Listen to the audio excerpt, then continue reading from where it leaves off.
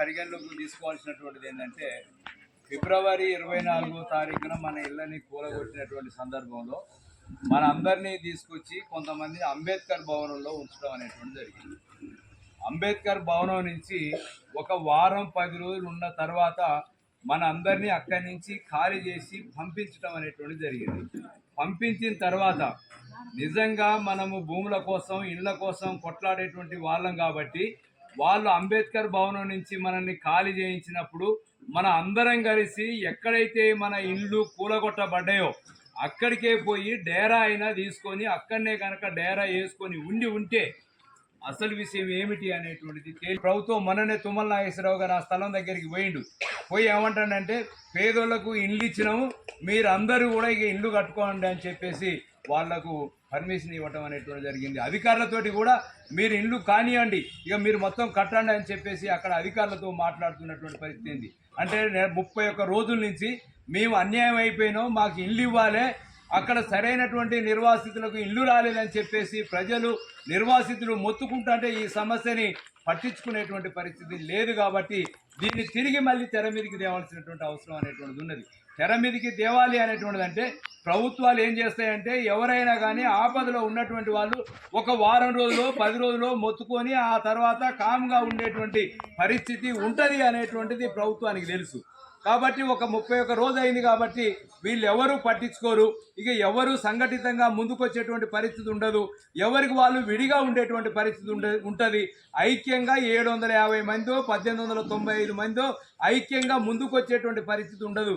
కాబట్టి క్రమక్రమంగా ఈ ఉద్యమం నీరు గారిపోయేటువంటి పరిస్థితి ఉంటుంది అని చెప్పేసి పాలక వర్గాలు ప్రయత్నం చేస్తున్నటువంటి పరిస్థితి ఉంది. కాబట్టి మనం ఆలోచించాల్సినటువంటిది అది ఎన్ని రోజులైనా ఇళ్ళని సాధించుకునే వరకు మా పోరాటం కొనసాగుతుంది అని చెప్పేసి మనం స్పష్టంగా ప్రకటించాల్సినటువంటి అవసరం ఉంది. దానికోసం కొట్లాడాల్సినటువంటి అవసరం ఉంది. అన్న చెప్పినట్టుగానే దానికోసం రోడ్డు ఎక్కాల్సినటువంటి అవసరం ఉంది కూడా కాదు. అవసరమైతే దీక్షలకు కూడా దిగాలి. మా ఇల్లు ఇచ్చిన దాకా మేము పోరాటాన్ని విరమించమని చెప్పేసి అవసరమైతే నిరాహార దీక్షలకు కూడా దిగాల్సినటువంటి అవసరం ఉంది. న్యాయం మన పక్షాన ఉంది కదా, న్యాయమే కదా, న్యాయం కోసమే కొట్లాడుతున్నాం కదా. న్యాయం కోసం కొట్లాడేటప్పుడు దాంట్లో ఒక పట్టుత్వం అనేటువంటిది కనపడాలి. ఏదో మన పార్టీ చాలా స్పష్టంగా డిమాండ్ చేస్తూ ఉన్నది. చాలా మంది ఏం మాట్లాడుతున్నారంటే అర్హత కలిగినటువంటి వాళ్లకు ఇల్లు ఇవ్వాలి అనేటువంటిది అంటుండ్రు. అర్హత అంటే ఇళ్ళనే ఉంది మోసం. అర్హత అనేటువంటిది అంటే ఏమిటి? వాళ్ళకి గ్రామాలలో ఇళ్ల స్థలం ఉంటే వాళ్ళ అర్హులు కాదు, గ్రామాలలో ఒక 10 గుంటల భూమి ఉంటే వాళ్ళ అర్హులు కాదు. అంటే అట్లా లేనటువంటి వాళ్ళకు మాత్రమే ఇవ్వాలని చెప్పేసి ఇవాళ మాట్లాడుతున్నటువంటి పరిస్థితి ఉంది.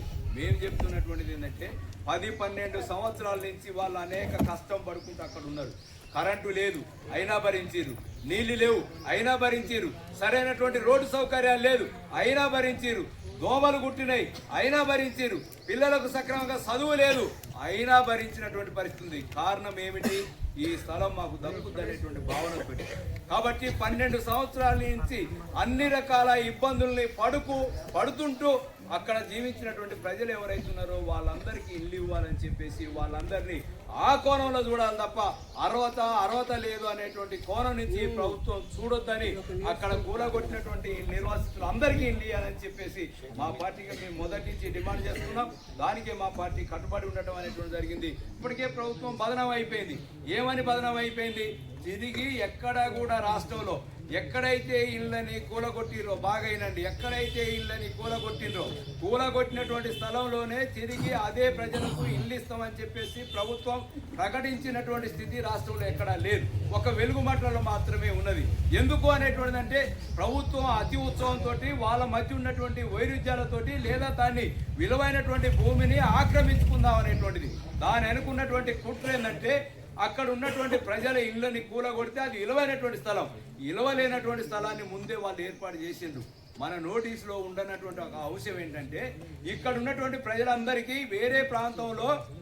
ఇటువైపు వేరే ప్రాంతంలో వాళ్ళకి ఆల్రెడీ స్థలాలు చూసి వాళ్ళందరినీ కూలగొట్టిన మరుసటి రోజే తీసుకుపోయి అక్కడ ఇల్లు ఇస్తే వాళ్ళందరూ సైలెంట్గా ఉంటారు, ఇది బయటికి రాదు అనేటువంటిది వాళ్ళు ప్రయత్నం చేసినటువంటి పరిస్థితి.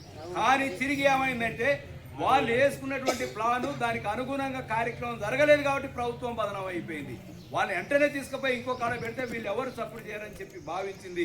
అది ఫెయిల్ అయిపోయింది కాబట్టి మనం వేసుకున్నటువంటి ఎదుగుదల ఫెయిల్ అయింది కాబట్టి భూదాన భూములలో పేద ప్రజలు ఇల్లు వేసుకుంటే కూలగొట్టడం అనేటువంటిది చట్టవిరుద్ధం అని ప్రభుత్వానికి తెలుసు, కూలగొట్టిన అధికారులకు కూడా తెలుసు. కానీ అది విలువైనటువంటి భూమి కాబట్టి ఆ భూమి పేదోడికి ఉండొద్దు, ఆ విలువైనటువంటి భూమి ఎవరికి ఉండాలి అనేటువంటిది అంటే అది బలిసినోడికి ఉండాలి, పెట్టుబడిదారులకు ఉండాలి, పాలక వర్గానికి ఉండాలి, అది మంత్రులకు మాత్రమే ఉండాలి తప్ప పేదోడి చేతిలో ఉండొద్దు అనేటువంటి ప్రభుత్వం కుట్ర ఏదైతుందో ఆ కుట్రకు అనుగుణంగానే ఇల్లు కూడా కొట్టింది తప్ప అది భూదాన భూమి పేదోళ్ళకి చెందేటువంటిది అనేటువంటిది రాష్ట్రం మొత్తం గగ్గోలు పెట్టినటువంటి దాని ఫలితంగా తిరిగి ఇవాళ ఇల్లు ఇస్తాం అనేటువంటిది మాట్లాడినటువంటి స్థితి ఉంది.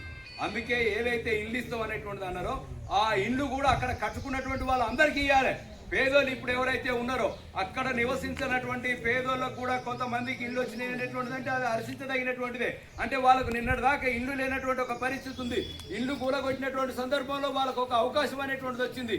ఓకే, వాళ్ళకు కూడా ఇవ్వాలి.